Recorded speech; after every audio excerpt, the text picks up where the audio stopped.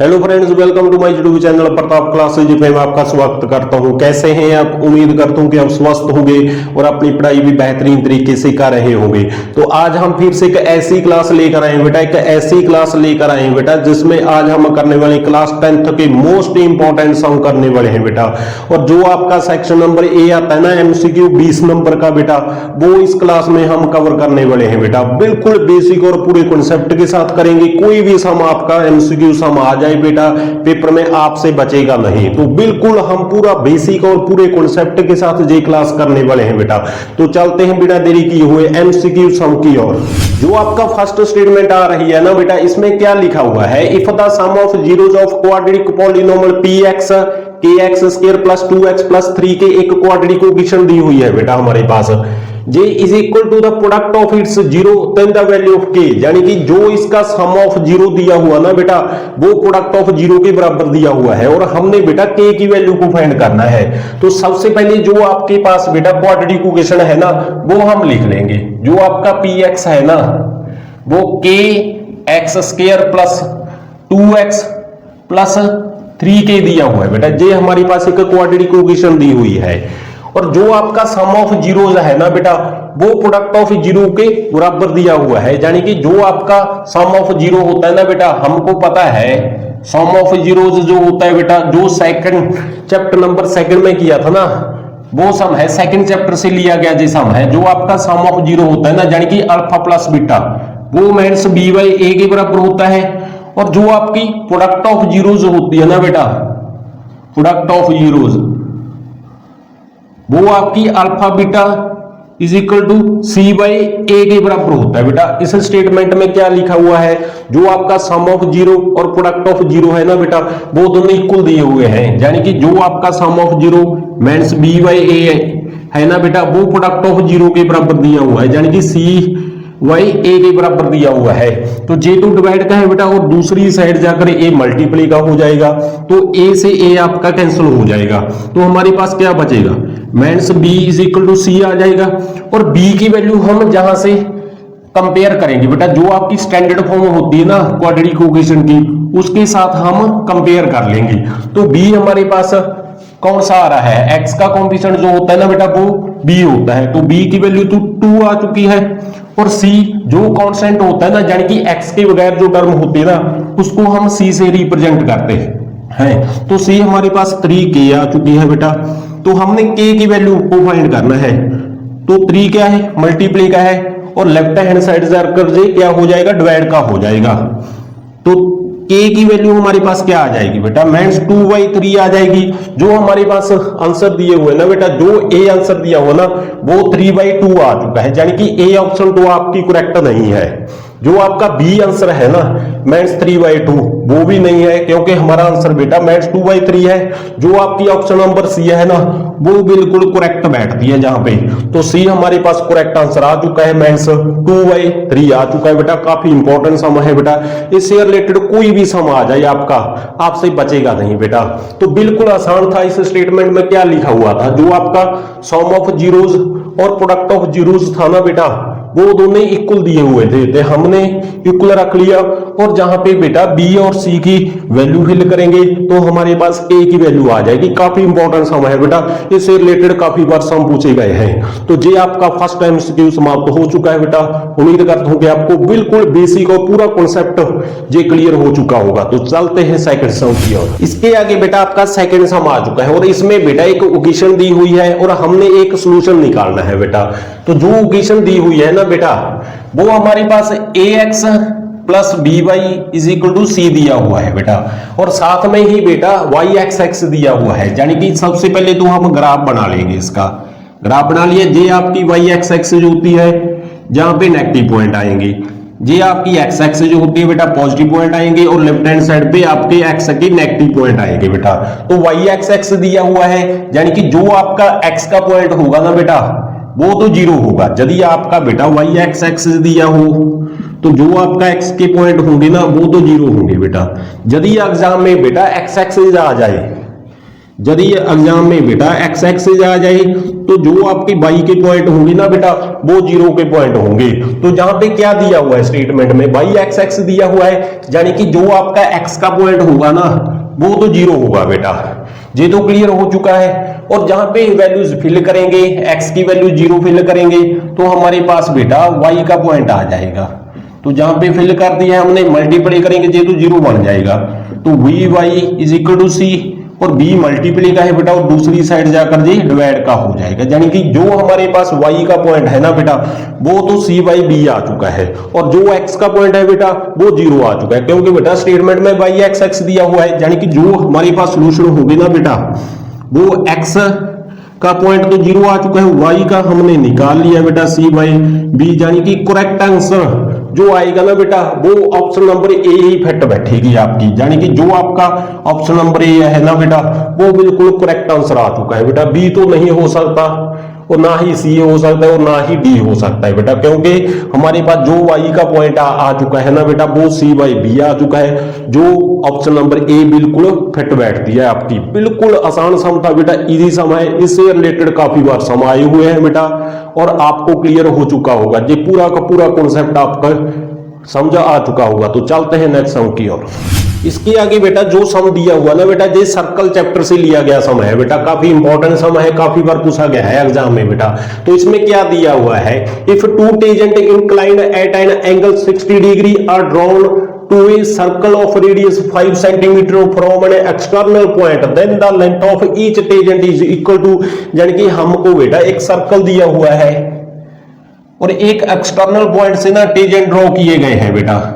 तो ये आपका एक्सटर्नल पॉइंट है, पी मान लेते हैं इसको, इस जहां से ना आपके बेटा टेंजेंट लाइन ड्रॉ की हुई है बेटा, जो आपका रेडियस दिया हुआ है ना बेटा वो 5 सेंटीमीटर दिया हुआ है बेटा आपका, और जो जहां पे एंगल बन रहा है ना बेटा दोनों टेंजेंट के बीच में वो 60 डिग्री दिया हुआ है। तो हमने बेटा क्या फाइंड करना है, इसमें टेंजेंट फाइंड करना है बेटा, यानी कि इन दोनों टेंजेंट की लेंथ फाइंड करनी है बेटा। तो जे भी आपका रेडियस 5 सेंटीमीटर ही होगा बेटा, तो हमने बेटा जहां पे क्या फाइंड करना है, टेंजेंट की लेंथ फाइंड करनी है, यानी कि ए जहां पे ए मान लेंगे ये आपका सेंटर है बेटा, और जहां पे बी हमने बेटा टेंजेंट की लेंथ फाइंड करनी है, यानी कि एपी की और बीपी की लेंथ फाइंड करनी है बेटा, ये हमसे पूछ रहा है जी। तो सबसे पहले तो हमने डायग्राम बना ली है, तो जहां पे बेटा ये 60 डिग्री एंगल बन रहा है जहां पे बीच में, तो ये आपका 30 डिग्री एंगल होगा और ये भी आपका 30 डिग्री एंगल होगा बेटा, और ये हमारे पास रेडियस दिया हुआ है बेटा। तो हमारे पास पाइथागोरस थ्योरम तो जहां पे अप्लाई नहीं कर सकते हम, तो जहां पे बेटा जो आपका ट्रिग्नोमेट्रिक चैप्टर में सम था ना बेटा, जो आपकी एक ट्रिक के साथ टेबल कराया था बेटा चैप्टर नंबर 8 में, तो जहां पे वो टेबल बना लेंगे सबसे पहले। तो टेबल में क्या था, पंडित बद्री प्रसाद हर हर बोले, ये था बेटा टेबल आपका। P का मतलब होता है परपेंडिकुलर, B का मतलब होता है बेस और H का मतलब होता है हाइपोटेन्यूज। और जहां हम साइन से स्टार्ट करेंगे बेटा, तो साइन थीटा आएगा, कॉस थीटा, इसके आगे टैन थीटा, और टैन का उल्टा बेटा आपका कॉट थीटा होता है, और कॉस का उल्टा सीकेंड थीटा होता है, और साइन का उल्टा कॉस थीटा होता है बेटा।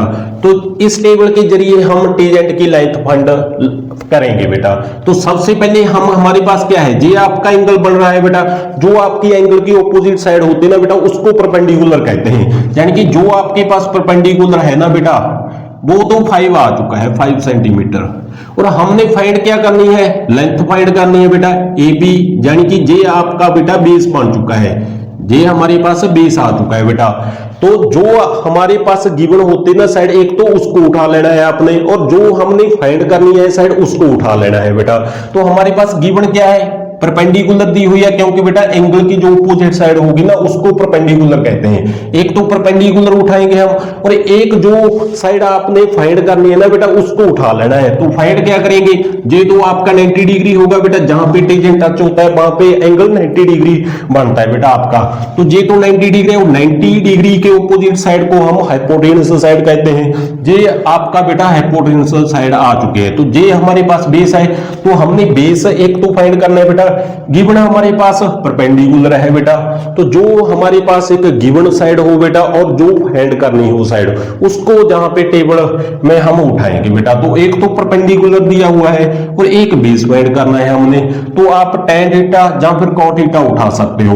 तो हम tan थीटा लेंगे बेटा, और थीटा का मतलब होता है एंगल, और एंगल इसके बीच में कौन सा बन रहा है, 30 डिग्री बन रहा है, इज इक्वल टू tan होता है P बाई बी, यानी कि परपेंडिकुलर बाई बेस होता है। और जो tan 30 डिग्री की वैल्यू होती है ना बेटा, वो 1/√3 होती है। ये हमने चैप्टर नंबर 8 में ट्रिग्नोमेट्री टेबल भी एक ट्रिक के साथ करवाया था बेटा, वो हमने चैप्टर नंबर 8 की प्लेलिस्ट बना दी है बेटा, आपने एक बार वो चैप्टर देख लेना है बेटा, तो आपके सभी के सभी डाउट ना क्लियर हो जाएंगे। तो tan 30 की वैल्यू 1/√3 आ चुकी है, और परपेंडिकुलर हमारे पास 5 सेंटीमीटर दिया हुआ है बेटा, और बेस हमने फाइंड करना है, यानी कि एपी को हमने फाइंड करना है। तो इसकी ना क्रॉस मल्टीप्लाई कर देंगे हम, तो एपी को 1 के साथ करेंगे एपी आ जाएगा, और √3 को 5 के साथ करेंगे तो 5√3 आ जाएगा सेंटीमीटर, यानी कि हमारे पास जो टेंजेंट की लेंथ है ना बेटा, वो 5√3 आ चुकी है। और जे टेंजेंट लाइन और जे टेंजेंट लाइन दोनों बराबर होती हैं बेटा, जे चैप्टर नंबर सर्कल में बताया था। तो जे भी आपकी बेटा 5√3 आ जाएगी, और जो आपके पास बेटा करेक्ट आंसर आएगा ना इसका, वो ऑप्शन नंबर डी आ चुका है, यानी कि जो आपकी ऑप्शन नंबर डी है ना बेटा, वो बिल्कुल करेक्ट फिट बैठती है। जहां पे काफी इंपॉर्टेंट सम है बेटा, चैप्टर नंबर सर्कल से लिया गया ये सम है बेटा, इससे रिलेटेड काफी सम आते हैं एग्जाम में बेटा, काफी इंपॉर्टेंट बन जाता है ये सम आपके लिए। तो चलते हैं नेक्स्ट सम की ओर। इसकी आगे बेटा जो आपका सम आ रहा है ना बेटा, जे सेक्टर से लिया गया सम है, काफी इंपॉर्टेंट सम है बेटा। तो इसमें क्या लिखा हुआ है, the area of A sector of A circle of radius 16 centimetre, cut off by an arc of length 18.5 centimetre. तो हमने बेटा एरिया ऑफ सेक्टर को फाइंड करना है। जो आपका एरिया ऑफ सेक्टर होता है ना बेटा, इसका फॉर्मूला होता है बेटा एरिया ऑफ सेक्टर का, तो जी आपका बेटा θ/360 मल्टीप्लाई पाई आर स्क्वायर के बराबर होता है बेटा, जो आपका एरिया ऑफ सेक्टर होता है।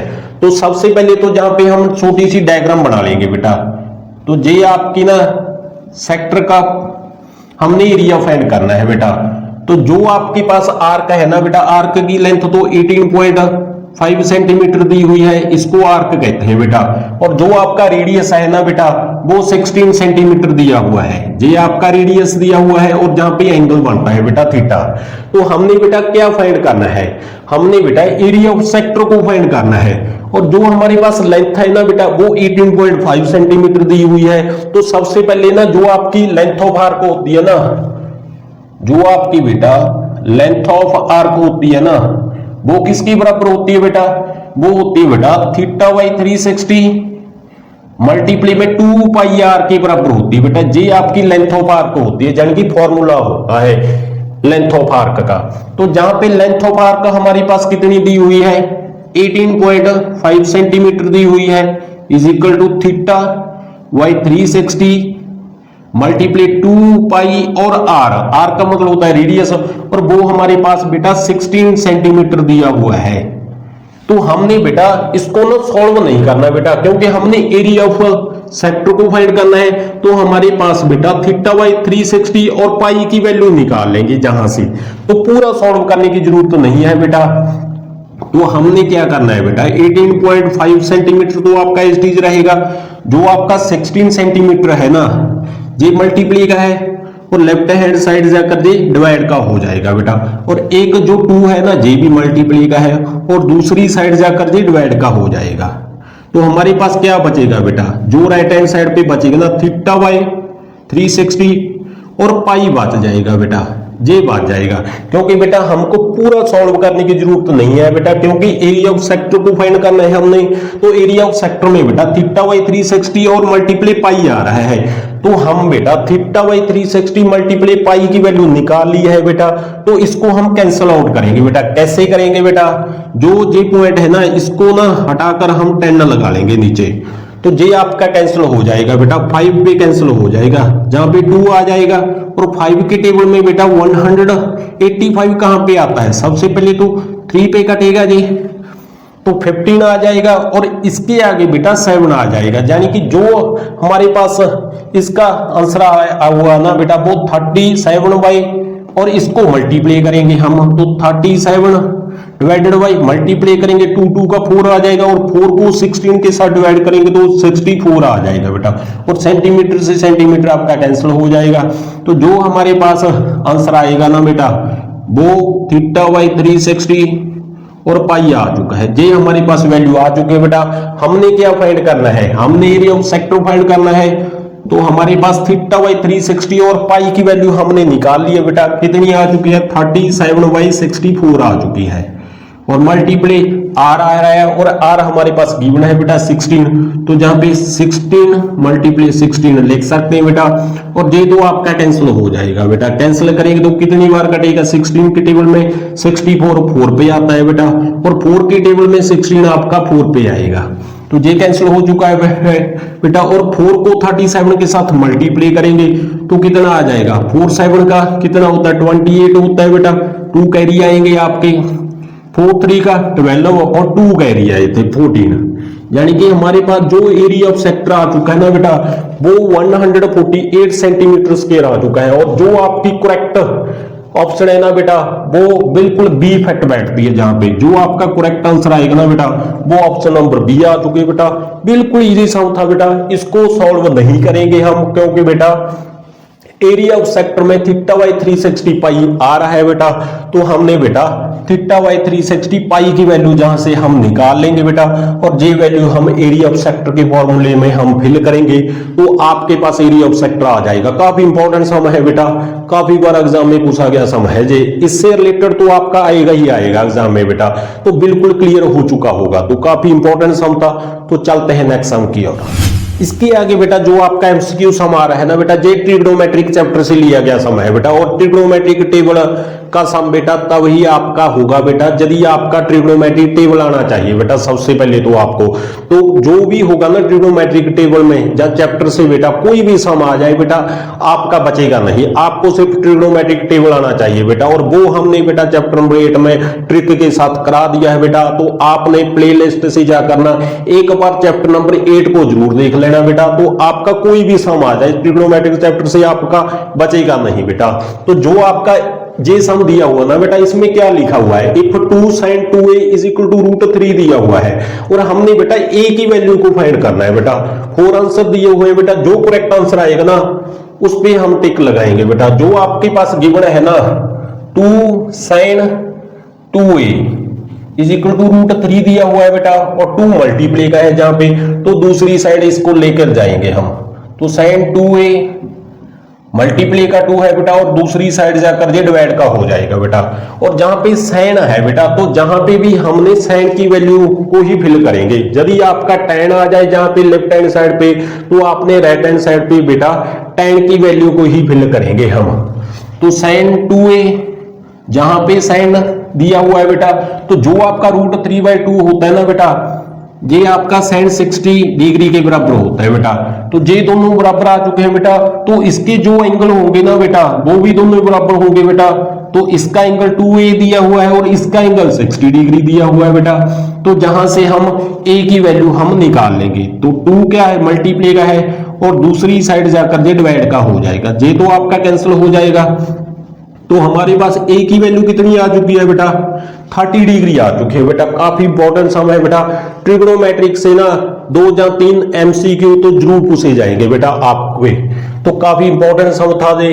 तो ट्रिग्नोमेट्रिक का जो एमसीक्यू होगा ना जहां फिर सम होगा ना बेटा वो तब ही आप कर पाओगे यदि आपको ट्रिग्नोमेट्रिक टेबल आएगा बेटा, तभी वो सम कर पाएंगे हम। तो इसमें बेटा जो 2 था ना पहले तो उसको डिवाइड करेंगे, दूसरी साइड जाकर जो डिवाइड का हो जाएगा, और जहां पे साइन दिया हुआ है बेटा तो जहां पे भी हम साइन की वैल्यू ही फिल करेंगे बेटा। यदि आपका कॉट आ जाए तो कॉट में वैल्यू फिल करेंगे, यदि आपका कॉस आ जाए तो कॉस में वैल्यू फिल करेंगे बेटा। तो उसके एंगल दोनों बराबर रखेंगे बेटा, तो आपके पास a की वैल्यू आ जाएगी बेटा। जो आपका करेक्ट आंसर बैठेगा ना इसमें बेटा वो a तो 60 डिग्री दिया हुआ है वो तो नहीं आएगा, b भी नहीं आएगा, और c 90 डिग्री दिया हुआ है वो भी बिल्कुल नहीं आएगा बेटा। जो आपका करेक्ट आंसर बैठेगा ना बेटा वो ऑप्शन नंबर डी इफेक्ट बैठेगा, क्योंकि बेटा ऑप्शन नंबर डी में 30 डिग्री था, तो हमारे पास जो ए की वैल्यू है ना बेटा वो 30 डिग्री ही आ चुकी है बेटा। जो आपका करेक्ट आंसर है ना इस सम में बेटा वो ऑप्शन नंबर डी हो चुका है बेटा। तो चलते हैं नेक्स्ट सम की ओर। इसके आगे बेटा जो आपका सम आ चुका है ना बेटा, ये चैप्टर नंबर 12 से लिया गया सम है बेटा। काफी चैप्टर टफ माना जाता है बेटा, क्योंकि इसमें फॉर्मूले याद करने पड़ते हैं बेटा आपको। तो इसमें क्या लिखा हुआ है, the volume of a right circular cone whose area of the base is 156 centimetre दिया हुआ है बेटा, और वर्टिकली हाइट हमारे पास 8 सेंटीमीटर दी हुई है बेटा। तो हमने क्या फाइंड करना है बेटा इसमें, तो हमने वॉल्यूम फाइंड करना है बेटा राइट सर्कुलर कोन का। तो सबसे पहले तो हम राइट सर्कुलर कोन बना लेंगे बेटा जहां पे, तो ये हमारे पास राइट सर्कुलर कोन दिया हुआ है और इसकी हाइट है ना बेटा वो 8 सेंटीमीटर दी हुई है, और जो आपका बेस का एरिया दिया हुआ ना वो 156 सेंटीमीटर स्क्वायर दिया हुआ है बेटा। तो हमने क्या फाइंड करना है, volume of right circular cone find करना है बेटा। राइट सर्कुलर कोन जो आपका वॉल्यूम होता है ना राइट सर्कुलर कोन का वो 1/3 पाई आर स्क्वायर एच के बराबर होता है बेटा। तो बेस का एरिया तो हमारे पास दिया हुआ है बेटा, यानी कि पाई आर स्क्वायर की वैल्यू हमारे पास दी हुई है। तो जहां पे पाई आर स्क्वायर की वैल्यू हम फिल करेंगे तो हमारे पास वॉल्यूम आ जाएगा कोण का। तो 1/3 आपका एसटीज रहेगा। पाई आर स्क्वायर हमारे पास दिया हुआ है 156 सेंटीमीटर दिया हुआ है, और हाइट हमारे पास 8 सेंटीमीटर दी हुई है। और ये तो आपका कैंसिल हो जाएगा बेटा, पहले तो 5 पे कटेगा फिर 2 पे कटेगा, और 8 को 52 के साथ मल्टीप्लाई करेंगे तो 8 2 का तो 16 आ जाएगा, 8 5 का 40 प्लस 1 41, तो हमारे पास 416 सेंटीमीटर क्यूब आ चुका है बेटा। ये वॉल्यूम आ चुका है राइट सर्कुलर कोन का बेटा। जो आपकी ऑप्शन नंबर बी है ना वो बिल्कुल फिट बैठती है जहां पे, तो आपका correct answer option number B आएगा बेटा। हमारे पास राइट सर्कुलर कोन का वॉल्यूम 416 सेंटीमीटर क्यूब आ चुकी है बेटा। काफी इंपॉर्टेंट सम है बेटा, काफी बार पूछा गया सम में है बेटा, इससे रिलेटेड तो आपका सम आएगा ही आएगा एग्जाम में बेटा। तो चलते हैं नेक्स्ट सम की ओर। इसके आगे बेटा जो आपका सम आ रहा है ना बेटा, ये चैप्टर नंबर 7 से लिया गया सम है बेटा। काफी इंपॉर्टेंट सम है, इस चैप्टर से 1-2 सम आपके पूछे जाते हैं बेटा। तो इस स्टेटमेंट में क्या लिखा हुआ है, 3 vertex of parallelogram ABCD are AB and C, यानी कि हमारे पास एक पैरेललोग्राम दिया हुआ है बेटा। तो सबसे पहले तो हम पैरेललोग्राम बना लेंगे। ये हमारे पास एक पैरेललोग्राम दिया हुआ है और इसके वर्टेक्स दिए हुए हैं बेटा।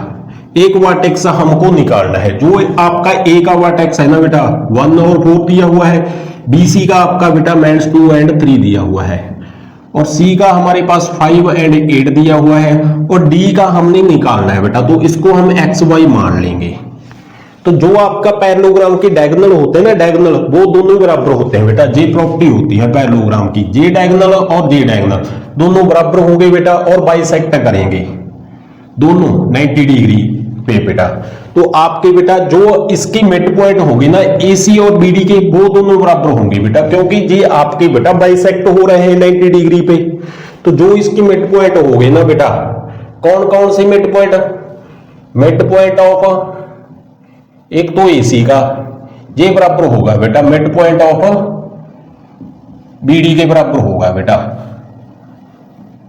तो जो आपके मिड पॉइंट आएंगे ना बेटा AC और मिड पॉइंट जो आएंगे BD के बराबर, दोनों को बराबर रखेंगे बेटा, तो आपका आंसर आ जाएगा बेटा।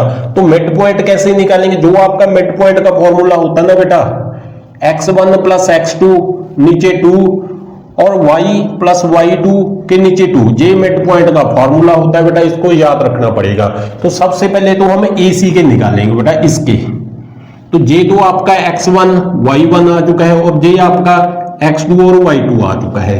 तो क्या होता है फॉर्मूला, x1 प्लस x2 होता है। तो x1 हमारे पास 1 है और इसके साथ x2 होगा बेटा। तो x2 हमारे पास 5 दिया हुआ है, नीचे 2, और जहां पे फिर y का y1 प्लस y2, y1 हमारे पास 4 है प्लस y2 8 और नीचे 2। इसको हम बेटा जो मिड पॉइंट BD के होंगे ना उसके बराबर रख लेना है बेटा।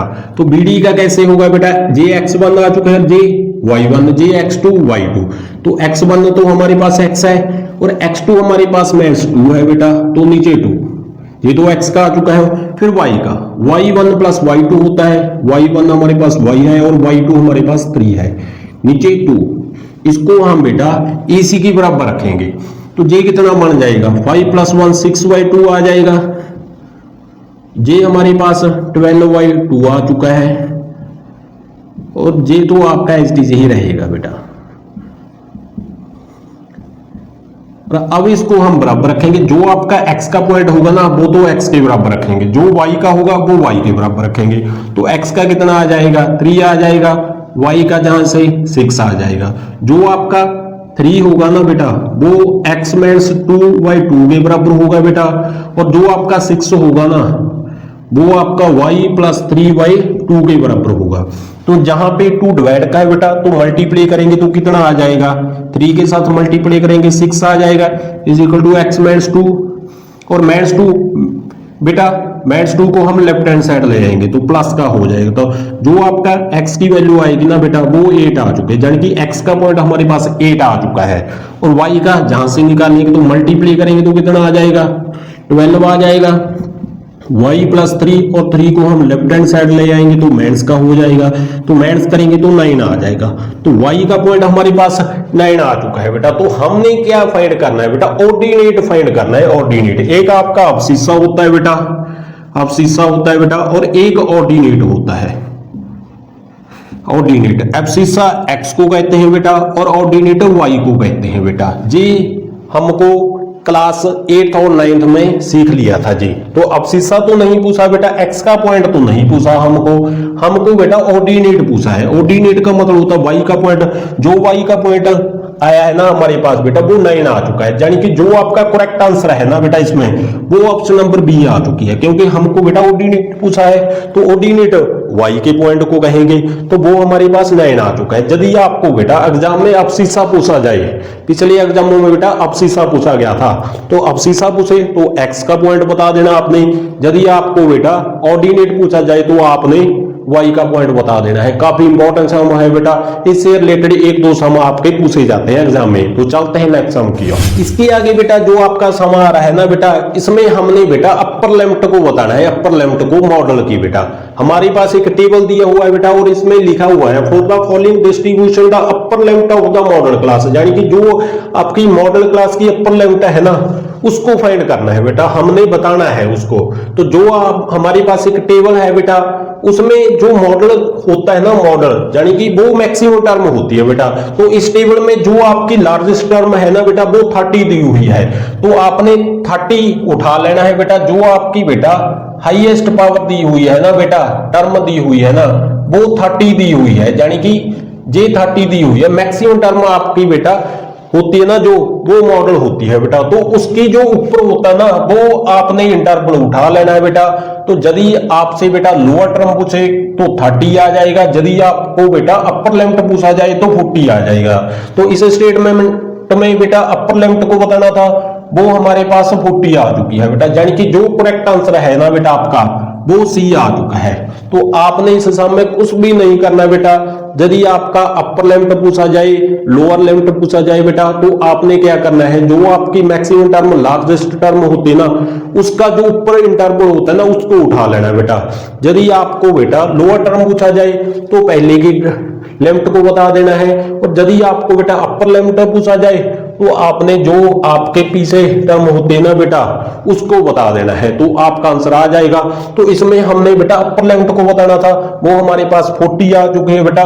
करेक्ट आंसर हमारे पास सी ऑप्शन आ चुका है बेटा। काफी इंपॉर्टेंट सम है बेटा, पूछा गया एग्जाम में सम है बेटा। तो चलते हैं नेक्स्ट सम की ओर। इसके आगे बेटा जो आपका सम आ रहा है ना, ये चैप्टर नंबर 6 से सम लिया गया है बेटा। काफी इंपॉर्टेंट सम है बेटा, तो इस चैप्टर में काफी इंपॉर्टेंट सम माने जाते हैं बेटा, जैसे कि बीपीटी थ्योरम आ जाती है इस चैप्टर में, थेल्स थ्योरम भी कह देते हैं बीपीटी थ्योरम को, और कन्वर्ज ऑफ बीपीटी थ्योरम भी आ जाती है इस चैप्टर 6 नंबर चैप्टर में बेटा। काफी इंपॉर्टेंट चैप्टर है जो चैप्टर नंबर 6 है आपका।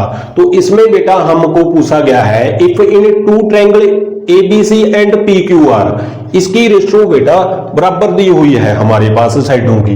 तो हमने बेटा जो करेक्ट आंसर है ना उसको बेटा फाइंड करना है। तो ये सम बेटा हमको करने की जरूरत नहीं है, जो ऑप्शन है ना वहां से ही आंसर इसका निकाल सकते हैं हम। जो आपकी जो फर्स्ट ऑप्शन है ना बेटा सबसे पहले तो वो उठा लेंगे हम। तो PRQ आपका सिमिलर दिया हुआ है बेटा ट्रायंगल ACB के लिए, जो आपकी रेशो है ना बेटा वो गिवन दी हुई है, A B by Q R is equal to B C by P R is equal to C A by P Q दिया हुआ है बेटा। जो ऑप्शन है ना सबसे पहले तो वो चेक करेंगे हम। तो जहां पे पहले A B by Q R आ रहा है, ए बी जहां पे है बेटा ए बी के नीचे क्यू आर आना चाहिए बेटा। तो ये तो आपकी ऑप्शन नहीं होगी बेटा, क्योंकि ए बी है तो जहां पे ए बी और जहां पे क्यू आर आ रहा है बेटा तो ये आंसर तो नहीं आएगा आपका, ये तो आपकी डिलीट हो जाती। जो ऑप्शन नंबर 1 है ना ये तो नहीं आएगी बेटा। इसके आगे हम जो ऑप्शन नंबर बी है ना उसको उठाएंगे। पी क्यू आर ट्रायंगल आपका सिमिलर दिया हुआ है बेटा ट्रायंगल एबीसी के साथ। तो इसमें बेटा सबसे पहले तो ए बी है बेटा, ए बी जहां पे है और जहां पे पी क्यू है बेटा क्या आना चाहिए, क्यू आर आना चाहिए था। तो जहां पे पी क्यू आ रहा है तो ऑप्शन नंबर बी भी नहीं आपकी आएगी बेटा। जो ऑप्शन नंबर सी है ना उसको उठाएंगे हम, ये ऑप्शन नंबर सी है बेटा। तो ट्रायंगल सी ए बी आपका सिमिलर दिया हुआ है बेटा ट्रायंगल पी क्यू आर के साथ। तो इसमें चेक करेंगे बेटा, तो ए बी के नीचे क्यू आर, जे ए बी है बेटा और जे क्यू आर है, जे तो आपका फिट बैठ रहा है पहला। तो इसके आगे B C by P R आना चाहिए बेटा, बी सी और पी आर, जे भी आपका फिट बैठ रहा है बेटा, क्योंकि बेटा जहां पे लास्ट बी है और जहां पे सी है और जहां पे भी लास्ट और फर्स्ट पे आ रहा है। इसके आगे बेटा सी ए बाई पी क्यू आ रहा है, सी ए जे आ रहा है बेटा आगे आ रहा है और पी क्यू इसके नीचे आना चाहिए, जे भी बिल्कुल फिट बैठ रहा है। यानी कि जो आपकी करेक्ट आंसर आएगा ना बेटा वो ऑप्शन नंबर सी बिल्कुल करेक्ट आंसर बैठेगा। जहां पे बिल्कुल इजी सम था बेटा, इसको सॉल्व करने की आपको जरूरत नहीं है बेटा, ट्रायंगल बनाने की जरूरत नहीं है बेटा। आप ऑप्शन को उठाकर ही आप चेक कर सकते हो कि कौन सा आंसर फिट बैठेगा। काफी इंपॉर्टेंट सम है बेटा, तो ये आपका पूछा गया सम है बेटा। तो इससे रिलेटेड कोई ना कोई सम तो आपका पूछा ही जाएगा बेटा। जो आपका एमसीक्यू सम दिया हुआ ना बेटा इसमें क्या लिखा हुआ है, a number is choose from the number 1 2 3 and denoted by X. जो आपके नंबर 1 2 3 है ना बेटा इसको तो हम एक्स से डिनोट करेंगे, और जो नंबर आपके 1 4 9 है ना इसको हम वाई से डिनोट करेंगे। और हमने बेटा प्रोबेबिलिटी फाइंड करनी है, जो इसकी प्रोडक्ट है ना बेटा वो 9 से कम आनी चाहिए, ये प्रोबेबिलिटी फाइंड करनी है हमने। तो सबसे पहले तो जो आपके नंबर 1 2 एंड 3 है ना इसको तो हम बेटा एक्स से डिनोट करेंगे, और जो आपके नंबर 1 4 एंड 9 है ना बेटा इसको हम वाई से डिनोट करेंगे। और हमने प्रोबेबिलिटी फाइंड करनी है बेटा, किसकी प्रोबेबिलिटी फाइंड करनी है, जो एक्स एंड वाई की प्रोडक्ट है ना वो 9 से कम आनी चाहिए, इसकी प्रोबेबिलिटी फाइंड करनी है बेटा कितनी बार आएगी। तो सबसे पहले तो हम मल्टीप्लाई कर लेते हैं एक्स वाई की। जो आपका फर्स्ट नंबर है ना 1, पहले तो 1 को हम तीनों के साथ मल्टीप्लाई करेंगे, इसके बाद हम 2 को करेंगे और इसके बाद हम 3 के साथ मल्टीप्लाई करेंगे। तो 1 को मल्टीप्लाई करेंगे 1 के साथ तो 1 आ जाएगा, फिर 1 को 4 के साथ करेंगे 4, 1 को 9 के साथ करेंगे 9। ये तो हमने 1 के साथ मल्टीप्लाई कर दी है। इसके आगे 2 को करेंगे बेटा, 2 को 1 के साथ करेंगे 2, 2 को 4 के साथ करेंगे 8 और 2 को 9 के साथ करेंगे तो 18 आ जाएगा। इसके आगे 3 आ रहा है और 3 को मल्टीप्लाई करेंगे 1 के साथ तो 3, और 3 को 4 के साथ करेंगे 12 और 3 को 9 के साथ मल्टीप्लाई करेंगे तो कितना आ जाएगा 27 आ जाएगा। ये तो हमने बेटा मल्टीप्लाई कर दी है, इसकी प्रोडक्ट कर दी है। और हमने बेटा अब प्रोबेबिलिटी फाइंड करनी है किसकी, जो इसकी प्रोडक्ट है ना बेटा वो लेस देन आनी चाहिए 9 से। तो 9 से लेस देन कौन कौन सा नंबर आ रहा है, एक तो 1 आ रहा है, इसके आगे 4 आ रहा है और 9 को नहीं लेना बेटा इसके बीच में, क्योंकि बेटा 9 से लेस कहा है तो 9 को तो छोड़ देंगे हम। 2 आ जाएगा, 8 आ जाएगा और इसके आगे 3 आ जाएगा और इसके आगे कोई भी नंबर नहीं आएगा बेटा। कितनी बार आ रहा है लेस देन 9 से, 1 2 3 4 5 टाइम आ रहा है। और जो इसके टोटल नंबर है ना बेटा वो नीचे लगाने होते हैं। तो 1 2 3 4 5 6 7 8 9 जो टोटल नंबर है ना बेटा वो 9 आ चुके हैं बेटा। तो इसकी जो प्रोबेबिलिटी है ना एक्स वाई जो लेस देन आ रहा है 9 से कम आ रहा है वो 5/9 आ चुका है, और जो आपका करेक्ट आंसर है ना बेटा वो सी आ चुका है। ये चैप्टर बेटा जो प्रोबेबिलिटी है ना आपका चैप्टर उससे सम लिया गया है बेटा, काफी इंपॉर्टेंट सम है बेटा। वो चैप्टर से आपके 1-2 सम पूछे जाते हैं बेटा, काफी मोस्ट इंपॉर्टेंट सम है, ये आपका पूछा गया सम है बेटा, तो काफी इंपॉर्टेंट बन जाता है आपके लिए। तो चलते हैं नेक्स्ट सम की ओर। इसके आगे बेटा जो आपका सम आ रहा है ना एमसीक्यू, ये भी आपका प्रोबेबिलिटी से पूछा गया सम है बेटा, काफी इंपॉर्टेंट सम है बेटा। तो इसमें क्या लिखा हुआ है, the probability that a leap year selected at random will contain 53 Sundays is, यानी कि हमने लीप ईयर जो होता है ना बेटा उसमें से संडे की प्रोबेबिलिटी को फाइंड करना है। तो सबसे पहले तो ये आपको पता होना चाहिए बेटा, जो आपका लीप ईयर होता है ना, लीप ईयर उसमें जो डेज की संख्या होती है ना बेटा वो 366 होती है, ये तो आपको क्लियर हो चुका होगा। और इसमें जो वीक होता है ना बेटा, वीक जो वीक होते हैं बेटा वो 52 और एक्स्ट्रा 2 डेज होते हैं बेटा। तो 66 जो होता है ना बेटा 366 जो लीप ईयर होता है उसमें 52 तो वीक होंगे बेटा और आपके 2 डेज एक्स्ट्रा होंगे बेटा। तो 52 वीक में तो आपका संडे आएगा ही आएगा बेटा, ये तो बिल्कुल क्लियर हो चुका होगा आपको। और हमने बेटा ये चेक कर लेना है कि जो एक्स्ट्रा 2 डेज है ना बेटा उसमें संडे कहां पे आ रहा है। तो जो आपके एक्स्ट्रा 2 डेज होंगे ना बेटा, जहां तो आप संडे मंडे आएगा आपका बेटा, इसके आगे मंडे और ट्यूसडे आएगा आपका, इसके आगे बेटा ट्यूसडे और वेडनेसडे आ सकता है आपका, और इसके आगे वेडनेसडे और थर्सडे आ सकता है आपका, और इसके आगे थर्सडे और फ्राइडे आ सकता है, और इसके आगे फ्राइडे और सैटरडे आ सकता है बेटा, और इसके आगे सैटरडे और संडे आ सकता है बेटा। ये आपके एक्स्ट्रा 2 डेज होंगे बेटा। तो इसमें बेटा संडे कौन कौन से दिन पे आ रहा है, जहां तो आपका संडे और मंडे में आ रहा है संडे एक तो, और जहां फिर लास्ट सैटरडे और संडे में आ रहा है बेटा। तो कितनी बार संडे आ रहा है इसमें, 2 टाइम आ रहा है। तो बेटा 2 तो ऊपर आ जाएगा, और टोटल जो डेज होते हैं ना वीक में वो 7 होते हैं बेटा। तो इसकी प्रोबेबिलिटी जो आएगी ना बेटा लीप ईयर में संडे की वो 2/7 आ जाएगी। यदि आपको बेटा मंडे पूछा जाए तब भी आपकी 2/7 ही आएगी बेटा, यदि आपको सैटरडे पूछा जाए तब भी आपकी प्रोबेबिलिटी 2/7 ही आएगी बेटा। क्योंकि बेटा जो एक्स्ट्रा 2 डेज होंगे ना बेटा उसमें आपके 2 डेज सभी में आएंगे बेटा। यदि आपको मंडे पूछ लिया तो इसमें भी मंडे आ रहा है और इसमें भी मंडे आ रहा है बेटा, 2 आ रहा है तो 2/7 आ जाएगी मंडे की। यदि आपको सैटरडे पूछा जाए तो इसमें भी सैटरडे आ रहा है और इसमें भी सैटरडे आ रहा है बेटा, तो फिर भी 2/7 आ जाएगी। यानी कि लीप ईयर में प्रोबेबिलिटी आपसे पूछा जाए ना किसी भी डेज की तो वो 2/7 ही आएगी बेटा। काफी इंपॉर्टेंट समय बेटा, आपका पूछा गया समय है। तो चलते हैं नेक्स्ट सम की ओर। इसके आगे बेटा जो आपका एमसीक्यू आ रहा है ना बेटा, ये चैप्टर नंबर 2 से लिया गया सम है बेटा, और इसमें हमने बेटा के की वैल्यू को फाइंड करना है। यानी कि जो आपके पास लीनियर इक्वेशन दी हुई ना बेटा, एक तो आपके पास 11x + y - 4 = 0 दिया हुआ है, और एक हमारे पास इक्वेशन है बेटा 22x + ky = 3 दिया हुआ है, और हैज नो सॉल्यूशन, यानी कि ये बेटा आपका नो सॉल्यूशन दिया हुआ है और हमने के की वैल्यू को फाइंड करना है। तो जो आपका नो सॉल्यूशन होता है ना बेटा कब होगा, जब आपका a1/a2 = b1/b2 तो आपका बराबर हो बेटा, और not equal to C1 and C2 हो बेटा, तब आपका नो सॉल्यूशन होगा। तो ये तो आपको पता है बेटा, आपको सेकंड चैप्टर में हमने कराया था, जो x के साथ होता है ना उसको हम a1 कहते हैं, y के साथ जो कॉम्पिजेंट होगा बेटा उसको b1, और जो कांस्टेंट होता है ना उसको हम c1 कहेंगे। और नीचे जो आपकी इक्वेशन है ना बेटा a2, ये b2 बन जाएगा आपका, और 3+ का है बेटा, इसको हम लेफ्ट हैंड साइड लेकर आएंगे तो माइनस का हो जाएगा।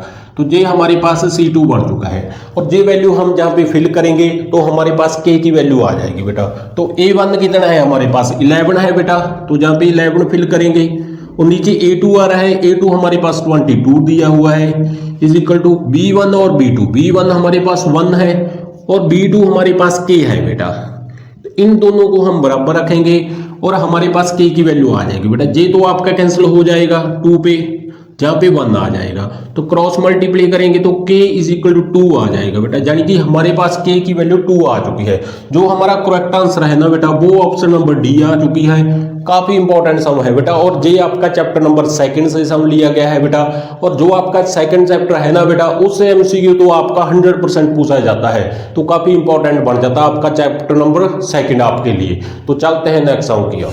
इसके आगे बेटा जो आपका एमसीक्यू सम आ रहा है ना बेटा, इसमें हमने p की वैल्यू को फाइंड करना है बेटा। हमारे पास एक AP दी हुई है और हमने पी की वैल्यू को फाइंड करना है। तो सबसे पहले जो गिवन है ना ये पी, वो जहां पे लिखेंगे। जो आपकी फर्स्ट टर्म है ना वो पी माइनस 1 दी हुई है, इसके आगे जो सेकेंड टर्म है वो पी प्लस 3 और इसके आगे 3p माइनस 1 दिया हुआ है बेटा, और ये हमारे पास AP दी हुई है बेटा। तो p की वैल्यू कैसे निकालेंगे, तो जो इसका डिस्टेंस आएगा ना D1 और D2 इन दोनों को हम इक्वल रखेंगे और हमारे पास p की वैल्यू आ जाएगी। तो डिस्टेंस कैसे निकालेंगे, जो आपका D1 होता है ना बेटा, ये A2 से माइनस करना होता है A1। ये हमारे पास फर्स्ट टर्म है, ये सेकंड टर्म और ये थर्ड टर्म दी हुई है। और A2 हमारे पास कितना दिया हुआ है बेटा, A2 हमारे पास p प्लस 3 है माइनस A1 और A1 हमारे पास p माइनस 1 दिया हुआ है। p प्लस 3 आपका एज टीचर रहेगा और माइनस को हम बीच में मल्टीप्लाई करेंगे, माइनस का हो जाएगा और j प्लस का हो जाएगा। p से p आपका कैंसिल हो जाएगा, 3 प्लस 1 आपका 4 आ जाएगा। j D1 की वैल्यू आ चुकी है बेटा। और इसके आगे D2 निकालेंगे। D2 कैसे निकालेंगे, जो आपका A3 होगा ना उससे A2 माइनस करेंगे। तो A3 हमारे पास 3p माइनस 1 है, माइनस A2 करेंगे और A2 हमारे पास p प्लस 3 दिया हुआ है। 3p माइनस 1 आपका एज टीचर रहेगा और माइनस को बीच में मल्टीप्लाई करेंगे, माइनस p और माइनस को बीच में मल्टीप्लाई करेंगे 3 के साथ, तो माइनस 3 आ जाएगा। तो 3p से p माइनस करेंगे आपका 2p और माइनस 1 और माइनस 3 दोनों माइनस का है बेटा, तो ऐड हो जाएंगे तो माइनस 4 आ जाएगा। ये हमारे पास D2 आ चुका है बेटा। अब हम D1 और D2 को दोनों को बराबर रखेंगे और हमारे पास p की वैल्यू आ जाएगी। तो D1 हमारे पास कितना है 4 है और D2 हमारे पास बेटा 2p माइनस 4 दिया हुआ है। 4 माइनस 4 है बेटा, इसको हम लेफ्ट हैंड साइड ले आएंगे तो प्लस का हो जाएगा is equal to 2p। 4 plus 4 8 हो जाएगा आपका, 2p आपका एच टी और 2 मल्टीप्लाई का है बेटा और इसको लेफ्ट हैंड साइड ले आएंगे तो ये डिवाइड का हो जाएगा। तो p और ये आपका कैंसिल हो जाएगा। जो आपकी p की वैल्यू आ चुकी है ना बेटा वो 4 आ चुकी है, यानी कि जो ऑप्शन नंबर सी है ना आपकी बेटा वो बिल्कुल करेक्ट बैठती है। तो हमने बेटा p की वैल्यू निकालनी थी, वो हमारे पास 4 आ चुकी है। तो आपको बेटा वो एग्जाम में k की वैल्यू को फाइंड करने के लिए कह सकता है, x की वैल्यू फाइंड करने के लिए कह सकता है बेटा, p की वैल्यू फाइंड करने के लिए कह सकता है। इससे बिल्कुल रिलेटेड सम आएंगे बेटा आपके, जो आपका फरवरी में बेटा एग्जाम स्टार्ट होगा तो उसमें बेटा जो मैथ का पेपर होगा ना, जो सेक्शन नंबर ए होगा ना आपका एमसीक्यू वाला सेक्शन, उसमें बिल्कुल ऐसे ही आपके बेटा एमसीक्यू सम आने वाले हैं। तो सिर्फ कॉन्सेप्ट यही रहेगा बेटा, तो सिर्फ आपकी स्टेटमेंट चेंज होगी बेटा, बिल्कुल इजी सम आएंगे बेटा। इस बार आपको बेटा कॉन्सेप्ट आना चाहिए, बिल्कुल इससे रिलेटेड ही सम आपके आने वाले हैं बेटा। तो चलते हैं नेक्स्ट सम की ओर। इसके आगे बेटा जो आपका एमसीक्यू सम आ रहा है ना बेटा, ये चैप्टर नंबर 6 से लिया गया है बेटा। जो आपका चैप्टर नंबर 6 है ना काफी इंपॉर्टेंट सम है बेटा। इस चैप्टर से कम आपके 2 या 3 सम आपके पूछे जाने हैं बेटा। एक तो इस चैप्टर में बेटा जो आपकी बीपीटी थ्योरम है ना, यानी कि थेल्स थ्योरम, काफी इंपॉर्टेंट थ्योरम मानी जाती है बेटा। और इसका कन्वर्ज, जो आपका कन्वर्ज ऑफ बीपीटी है ना बेटा, ये भी काफी इंपॉर्टेंट थ्योरम मानी जाती है। तो ये चैप्टर आपके लिए काफी इंपॉर्टेंट चैप्टर है बेटा। तो जो आपकी थेल्स थ्योरम और कन्वर्ज ऑफ बीपीटी थ्योरम है ना बेटा, वो हमने सब कुछ करवा रखा है बेटा। तो आप हमारे चैनल पे जाकर आप सब कुछ देख सकते हो बेटा, पूरा बिल्कुल बेसिक और पूरे कॉन्सेप्ट के साथ ये थ्योरम हमने करवाई हुई है बेटा। तो उस चैप्टर से ये सम लिया गया है बेटा। और इसमें लिखा हुआ है जो आपका ट्रायंगल है ना एबीसी बेटा, उसमें बेटा ईएफ और बीसी आपका पैरेलल दिया हुआ है बेटा। तो सबसे पहले तो हम डायग्राम बना लेंगे। जो आपका ट्रायंगल है ना बेटा एबीसी, ये आपका ट्रायंगल दिया हुआ है एबीसी, और इसमें बेटा जो ईएफ है ना बेटा वो पैरेलल दिया हुआ है बीसी के साथ में। जो आपका इसमें गिवन है ना बेटा, सबसे पहले तो वो लिखेंगे। तो जो आपकी ए ई वाई ईवी की रेशो है ना बेटा, वो 3:1 दी हुई है, यानी कि इसको हम 3/1 लिख सकते हैं। और इसके आगे जो आपका एएफ है ना बेटा साइड, वो हमारे पास 6.6 सेंटीमीटर दी हुई है। और हमारे पास गिवन क्या है, जो आपकी ईएफ है ना बेटा वो पैरेलल है बीसी के। तो ये हमने बेटा बीपीटी थ्योरम में किया था। जब आपकी ईएफ और बीसी आपकी साइड पैरेलल हो ना बेटा, तो इसकी जो रेशो होगी ना बेटा ए ई वाई ईवी और A F Y F C, ये दोनों बराबर होंगी बेटा। तो ईएफ और बीसी आपका पैरेलल दिया हुआ है बेटा। तो बीपीटी थ्योरम हमको क्या कहती है, जो इसकी रेशो होगी ना बेटा ए ई बाई ई बी वो बराबर होगी बेटा A F by F C के बराबर होगी बेटा। ये बीपीटी थ्योरम कहते हैं, यानी कि बीपीटी थ्योरम को हम थेल्ज थ्योरम के नाम से भी जानते हैं। तो ए ई और ई बी की रेशो हमको बेटा गिवन दी हुई है, तो इसको तो हम 3/1 फिल करेंगे। ए एफ हमारे पास गिवन है बेटा 6.6 सेंटीमीटर, और हमने बेटा एफ सी को हम जहां से निकाल लेंगे, तो कैसे निकालेंगे, तो इसकी क्रॉस मल्टीप्लाई करेंगे बेटा। एफ सी तो 3 के साथ मल्टीप्लाई हो जाएगा और 1 6.6 के साथ मल्टीप्लाई हो जाएगा, और पॉइंट को कैंसिल करेंगे 10 आ जाएगा बेटा, और 3 क्या है मल्टीप्लाई का है बेटा, और दूसरी साइड जाकर जे डिवाइड का हो जाएगा, तो जे तो आपका कैंसिल हो जाएगा बेटा। तो जहां पे 22 आ जाएगा, और 10 से डिवाइड करेंगे तो हमारे पास 2.2 सेंटीमीटर आ जाएगा बेटा। जे हमारे पास एफ सी आ चुकी है, यानी कि जे साइड आ चुकी है बेटा हमारे पास 2.2 सेंटीमीटर, और ए एफ हमारे पास 6.6 सेंटीमीटर दी हुई है बेटा। और हमसे ना इसने बेटा ए सी को फाइंड करने के लिए जो बोल रहा है, तो ए सी कैसे फाइंड करेंगे, जो ए सी साइड होगी ना वो A F plus F C के बराबर होगी बेटा, यानी कि इन दोनों को ऐड करेंगे तब आपकी ए सी आ जाएगी। तो ए एफ हमारे पास 6.6 सेंटीमीटर दिया हुआ है, और एफ सी हमने निकाल लिया है बेटा 2.2 सेंटीमीटर, तो ऐड करेंगे ना तो 8.8 सेंटीमीटर आ जाएगा, यानी कि जो आपका करेक्ट आंसर है ना बेटा वो ऑप्शन नंबर बी आ चुकी है। काफी इंपॉर्टेंट सम था बेटा, ये आपका चैप्टर नंबर 6 से लिया गया सम है, काफी इंपॉर्टेंट चैप्टर माना जाता है बेटा जो आपका 6 चैप्टर है बेटा। तो ये सम बिल्कुल इजी सम था बेटा। बच्चे पता नहीं क्यों कह देते हैं कि टफ आया था पेपर बेटा, तो बिल्कुल इजी पेपर आता है बेटा, आपको कॉन्सेप्ट आना चाहिए। तो ये आपका कॉन्सेप्ट के साथ हमने सम करवा दिया है बेटा। तो इस पे ना हम बीपीटी थ्योरम अप्लाई की है, जहां पे बीपीटी थ्योरम हम रीजन बता सकते हैं जहां पे बेटा, तो आपका आंसर आ जाएगा। काफी इंपॉर्टेंट सम है बेटा, आपका पूछा गया सम है। तो चलते हैं नेक्स्ट सम की ओर। इसके आगे बेटा जो आपका एमसीक्यू सम आ रहा है ना, ये चैप्टर नंबर सर्कल से पूछा गया सम है बेटा, काफी इंपॉर्टेंट चैप्टर है सर्कल भी बेटा। तो इसमें क्या लिखा हुआ है, इन द गिवन फिगर, वो एक फिगर दी हुई है बेटा, और इसमें बेटा जे एंगल दिया हुआ है 50 डिग्री, और हमने बेटा इसमें ना पीओ क्यू फाइंड करना है, यानी कि जे एंगल फाइंड करना है हमने, जे एंगल पीओ क्यू को जहां पे लिख देते हैं बेटा। तो हमने बेटा पीओ क्यू को फाइंड करना है बेटा, जे एंगल को फाइंड करना है कि कितनी डिग्री एंगल आएगा जी। तो हमको पता है बेटा जहां पे टेंजेंट टच होता है ना आपका सर्कल के ऊपर, वहां पे आपका 90 डिग्री एंगल बनता है, यानी कि जे तो आपका पूरा का पूरा 90 डिग्री होगा बेटा। इतना जे 50 डिग्री दिया हुआ है, तो 90 से 50 डिग्री माइनस करेंगे तो जे आपका बेटा 40 डिग्री आ जाएगा। जे तो क्लियर हो चुका होगा।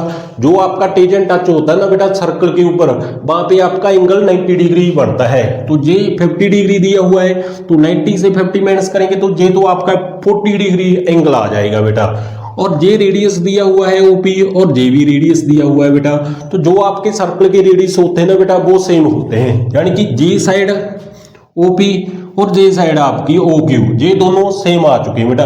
यदि आपकी ऑपोजिट साइड बराबर होना बेटा, तो तब उसके ऑपोजिट जो एंगल होंगे ना बेटा वो भी बराबर होंगे बेटा। तो जे 40 डिग्री है तो जे भी आपका 40 डिग्री आ जाएगा बेटा। तो हमने क्या फाइंड करना है, पीओ क्यू फाइंड करना है। तो जहां पे हम ट्रायंगल की प्रॉपर्टी लगाएंगे, जो आपकी ट्रायंगल की प्रॉपर्टी होगी ना बेटा वो कौन सी होती है, O P Q plus P O Q plus करेंगे और O Q P sum of property लाएंगे। जो आपकी ट्रायंगल की प्रॉपर्टी होगी ना बेटा, जो आपका 3 एंगलों का सम होता है ना बेटा, वो 180 डिग्री के बराबर होगा। तो ओ पी क्यू कितना दिया हुआ है बेटा, ओ पी क्यू 40 आ चुका है हमारे पास, 40 डिग्री फिल करेंगे। पीओ को हमने बेटा फाइंड करना है पीओ क्यू को, और ओ क्यू पी हमारे पास 40 दिया हुआ है, इज इक्वल टू 180 डिग्री।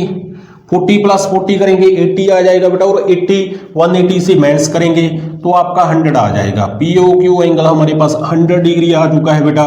जो आपकी करेक्ट आंसर है ना बेटा वो ए ही फिट बैठेगी। जो आपका करेक्ट आंसर है ना बेटा वो ए आ चुका है बेटा। काफी इंपॉर्टेंट सम है बेटा, चैप्टर नंबर सर्कल से लिया गया हुआ है। फिर से रिपीट कर रहे हैं बेटा, जो आपका एंगल, जो आपका टेंजेंट होता है ना बेटा, जहां पे टच होगा ना वहां पे आपका 90 डिग्री एंगल बनेगा। जे तो पूरा का पूरा 90 डिग्री बनेगा बेटा। तो जे हमारे पास गिवन है बेटा 50 डिग्री, 90 से 50 माइनस करेंगे तो 40 आ जाएगा। जो आपके रेडियस है बेटा, जो आपके सर्कल के रेडियस होंगे ना वो सेम होते हैं बेटा, तो जे ऑपोजिट साइड बन जाते हैं। जो आपकी ऑपोजिट साइड के एंगल होंगे ना बेटा वो भी बराबर हो जाएंगे जब आपकी ऑपोजिट साइड बराबर हो। तो जे 40 था, जे भी 40 आ जाएगा बेटा। तो हम 180 से 40 प्लस 40 माइनस करेंगे तो हमारे पास पी ओ क्यू की वैल्यू आ जाएगी बेटा 100 आ चुकी है। करेक्ट आंसर जहाँ पे ऑप्शन नंबर ए आ चुकी है बेटा। काफी इंपॉर्टेंट सम है बेटा, तो आपके लिए ये पूछा गया सम है पिछले एग्जाम में बेटा, तो आपके लिए इंपॉर्टेंट सम बन जाता है। तो चलते हैं नेक्स्ट सम की ओर। इसके आगे बेटा जो आपका सम आ रहा है ना, ये चैप्टर नंबर 7 से लिया गया सम है बेटा। काफी इंपॉर्टेंट सम माना गया है बेटा, ये आपका 2-3 बार पूछा गया है पिछले एग्जाम में बेटा। तो इसमें हमने बेटा पैरामीटर फाइंड करना है ट्राइंगल का। जो हमारे पास कोऑर्डिनेट है ना बेटा वो गिवन है, तो सबसे पहले तो वो लिखेंगे। जो आपका फर्स्ट कोऑर्डिनेट है वो 0 एंड 4 दिया हुआ है, और जो आपका बी है ना बेटा वो 0 0 दिया हुआ है, और सी हमारे पास बेटा 3 एंड 0 दिया हुआ है। तो हमने बेटा इसका पैरामीटर फाइंड करना है। तो पैरामीटर कैसे निकालेंगे? जो आपका चैप्टर नंबर 7 में हमने डिस्टेंस फॉर्मूला लिखाया था ना बेटा, वो सबसे पहले तो हम लिखेंगे। जहाँ पे जो आपका डिस्टेंस फॉर्मूला होता है ना बेटा वो किसके बराबर होता है? x2 माइनस x1 का whole square plus y2 minus y1 का होल स्क्वायर। ये आपका डिस्टेंस फॉर्मूला होता है बेटा। तो जहां पे हम सबसे पहले तो AB निकालेंगे, इसके आगे BC निकालेंगे और इसके आगे EC निकालेंगे, और तीनों साइडों का जो आंसर आएगा ना बेटा उसका प्लस करेंगे तो हमारे पास पैरामीटर आ जाएगा। तो सबसे पहले तो हमें AB निकालेंगे बेटा। तो जे आपका x1 और y1 बन जाएगा, जे आपका x2 और y2 बन जाएगा। तो सबसे पहले तो इस फॉर्मूले में हम वैल्यूज फिल करेंगे। तो x2 हमारे पास 0 है बेटा, x1 हमारे पास 0 दिया हुआ है, तो होल स्क्वायर। इसके आगे y2 माइनस y1 करेंगे, y2 0 है और y1 हमारे पास 4 दिया हुआ है, इसका होल स्क्वायर करेंगे। 0 माइनस 0 का स्क्वायर करेंगे तो 0 ही आ जाएगा बेटा, और 0 माइनस 4 करेंगे, माइनस 4 आ बचेगा, और माइनस 4 का स्क्वायर करेंगे ना तो आपका 16 आ जाएगा, और 16 का स्क्वायर रूट निकालेंगे तो आपका 4 आ जाएगा। ये हमारे पास AB का आंसर आ चुका है, AB का डिस्टेंस आ चुका है बेटा। इसके आगे हम BC निकालेंगे, BC में भी यही फॉर्मूला अप्लाई करेंगे बेटा। जे आपका x1 और y1 बन जाएगा, जे आपका x2 और y2 बन जाएगा। 3 माइनस 0 करेंगे, इसका whole square, y2 minus y1 करेंगे, 0 माइनस 0 करेंगे तो 0 आ जाएगा बेटा। तो 3 माइनस 0 3 आ जाएगा, 3 का स्क्वायर करेंगे 9 आ जाएगा बेटा, और जो आपका 9 का स्क्वायर रूट होगा ना वो 3 आ जाएगा। इसके आगे हम AC निकालेंगे, फिर से यही फॉर्मूला अप्लाई करेंगे। तो जे x1 और y1 बन जाएगा, जे x2 और y2 बन जाएगा। तो 3 माइनस 0 आ जाएगा, होल स्क्वायर प्लस 0 माइनस 4 आ जाएगा, 0 माइनस 4 का होल स्क्वायर आ जाएगा। तो 3 माइनस 0 करेंगे 3, और 3 का स्क्वायर करेंगे 9 आ जाएगा, और 4 का स्क्वायर करेंगे तो बेटा 16 आ जाएगा, प्लस करेंगे तो 25, और 25 का स्क्वायर रूट 5 होगा बेटा। जे हमने डिस्टेंस निकाल लिया है, तो हमने पैरामीटर निकालना है बेटा। पैरामीटर निकालना है ट्रायंगल ABC का बेटा। तो तीनों साइडों का हम प्लस करेंगे, आपका AB का प्लस BC का और प्लस AC का। तो हमारे पास पैरामीटर आ जाएगा। AB हमारे पास 4 है बेटा, BC हमारे पास 3 आ चुका है, और AC हमारे पास 5 आ चुका है। प्लस करेंगे तो कितना आ जाएगा? 4 प्लस 3 7, 7 प्लस 5 12 यूनिट आपका आंसर आ जाएगा बेटा। जो आपका करेक्ट आंसर है ना बेटा वो ऑप्शन नंबर बी आ चुका है। बिल्कुल इजी सम था बेटा। आपने क्या करना है, जो आपको बेटा चैप्टर नंबर 7 में डिस्टेंस फॉर्मूला लिखाया था ना बेटा वो हमने लगा देना है बेटा। सबसे पहले AB निकालेंगे, BC निकालेंगे, AC निकालेंगे, और उन तीनों साइडों का जो आंसर आएगा ना बेटा उसका प्लस करेंगे तो हमारे पास पैरामीटर आ जाएगा। काफी इंपॉर्टेंट सम है बेटा, आपका पूछा गया सम है बेटा। तो आपको बेटा इससे रिलेटेड ही सम आएंगे। जो आपका फरवरी में मैथ का पेपर होगा ना बिल्कुल इजी सम आएंगे बेटा। आपको कंसेप्ट आना चाहिए, इसके रिलेटेड आपका कोई भी बाहर से सम नहीं आने वाला बेटा। तो ये आपको आने चाहिए बेटा। जो आपको हम कंसेप्ट के साथ हम करवा रहे हैं ना बेटा MCQ सम, ये आपको आने चाहिए, किसी भी हालत में आने चाहिए बेटा। तो आपको कोई भी बच नहीं पाएगा। जो आपका MCQ सम आएगा ना कहीं पे भी आ जाए बेटा आपसे बच नहीं पाएगा। तो चलते हैं नेक्स्ट सम की। इसके आगे बेटा जो आपका सम आ रहा है ना बेटा, ये चैप्टर नंबर ट्रिग्नोमेट्रिक से लिया गया सम है बेटा, काफी इंपॉर्टेंट चैप्टर है आपका ट्रिग्नोमेट्रिक का चैप्टर बेटा। इसकी हमने प्लेलिस्ट बना दी है बेटा, चैप्टर नंबर आप प्लेलिस्ट से जाकर ट्रिग्नोमेट्रिक का चैप्टर आप देख सकते हो। बिल्कुल इजी और पूरा बेसिक और पूरे कॉन्सेप्ट के साथ हमने पूरी डिटेल के साथ करवाया है बेटा, आपके सभी के सभी डाउट ना क्लियर हो जाएंगे। तो इसमें क्या गिवन दिया हुआ, जो आपका cosecant theta minus cot theta है ना बेटा, वो 4/5 वो के बराबर दिया हुआ है, और हमने कोसेकेंट ए की वैल्यू को फाइंड करना है। तो सबसे पहले जो गिवन है ना वो ही लिख लेंगे हम। तो cosecant theta minus cot theta दिया हुआ है बेटा 4/5 के बराबर, और हमने बेटा जो चैप्टर नंबर 8 था ना उसमें एक फॉर्मूला लिखाया था बेटा, जो आपका cosecant square theta minus cot square theta, इसकी वैल्यू बेटा 1 के बराबर होती है। तो ये आपकी आइडेंटिटी बन चुकी है ए स्क्वायर माइनस बी स्क्वायर, जो आपका बेटा ए स्क्वायर माइनस बी स्क्वायर होता है ना, ये ए माइनस बी और ए प्लस बी के बराबर होता है। तो ये आइडेंटिटी यहाँ पे अप्लाई करेंगे तो हमारे पास cosecant theta minus cot theta आ जाएगा, और एक बार बीच में प्लस पड़ेगी बेटा, cosecant theta plus cot theta आ जाएगा इज इक्वल टू 1। और बेटा cosecant theta minus cot theta की वैल्यू हमारे पास गिवन है 4/5 गिवन है बेटा, तो जहां पे 4/5 फिल करेंगे तो ये आपका एसटीज रहेगा बेटा, cosecant theta plus cot theta is equal to 1। Cosecant theta plus cot theta ये आपका एसटीज रहेगा, और ये 5 डिवाइड का है बेटा, वो 1 के साथ ना मल्टीप्लाई हो जाएगा, और 4 मल्टीप्लाई का है और दूसरी साइड जाकर ये डिवाइड का हो जाएगा बेटा। ये हमारे पास सेकंड आ चुका है बेटा, इसको हम फर्स्ट मान लेते हैं। तो इन दोनों को ना हम सॉल्व करेंगे बेटा, तो हमारे पास कोसेकेंट थीटा की वैल्यू आ जाएगी। तो जो आपकी फर्स्ट इक्वेशन है ना इसके नीचे हम उतार लेंगे।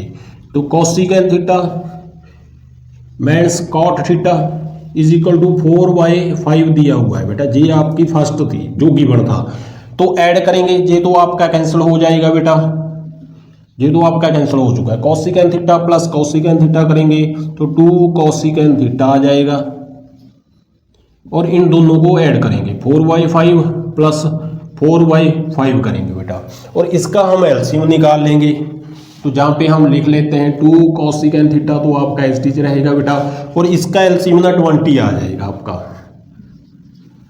20 को 4 के साथ डिवाइड करेंगे 5 आ जाएगा, और 5 को 5 के साथ मल्टीप्लाई करेंगे तो 25 आ जाएगा। इसके आगे प्लस 20 को 5 के साथ डिवाइड करेंगे 4 आ जाएगा बेटा, और 4 को 4 के साथ मल्टीप्लाई करेंगे तो 16 आ जाएगा।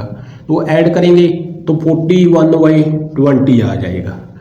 कोसेकेंट थीटा आपका एसटीज रहेगा, क्योंकि बेटा हमने कोसेकेंट थीटा की वैल्यू निकालनी है, 2 मल्टीप्लाई का है और दूसरी साइड जाकर 20 के साथ मल्टीप्लाई हो जाएगा बेटा, तो 40 आ जाएगा। ये हमारे पास कोसेकेंट थीटा की वैल्यू आ चुकी है बेटा। जो आपका करेक्ट आंसर है ना बेटा वो डी इफेक्ट बैठेगा बेटा, बिल्कुल करेक्ट आंसर डी आ चुका है बेटा, 41/40 आ चुका है बेटा। काफी इंपॉर्टेंट सम है बेटा, आपको ना बेटा एग्जाम में secant theta minus tan theta की वैल्यू भी दे सकता है वो बेटा, और आपको सीकेंट थीटा की वैल्यू निकालने के लिए ये बोल सकता है बेटा। बिल्कुल इजी सम है बेटा, इससे रिलेटेड सम आ सकता है बेटा आपको। इस बार cosecant theta minus cot theta आया हुआ था बेटा, आपको एग्जाम में secant theta minus tan theta पूछ सकता है बेटा। आपने बिल्कुल ऐसा ही सम करना है। तो सबसे पहले तो जो आपकी प्रॉपर्टी होती है ना secant square theta minus ten square theta की, वो हम लिखेंगे, और जहाँ पे आइडेंटिटी अप्लाई करेंगे जैसे कि इस सम में किया था बेटा, आइडेंटिटी अप्लाई हो जाएगी तो हमारे पास secant theta plus tan theta की वैल्यू आ जाएगी, और जो आपके पास गिवन है ना उसको फर्स्ट मान लेंगे, इन दोनों को सॉल्व करेंगे तो हमारे पास सीकेंट थीटा की वैल्यू आ जाएगी। बिल्कुल डिटो सम है बेटा, जो आपको करवाया है ना बिल्कुल कॉन्सेप्ट के साथ करवा दिया है बेटा। इससे रिलेटेड कोई भी सम आ जाए बेटा आपका आपसे बचेगा नहीं। तो काफी इंपॉर्टेंट सम था बेटा, चैप्टर नंबर ट्रिग्नोमेट्रिक से लिया गया था।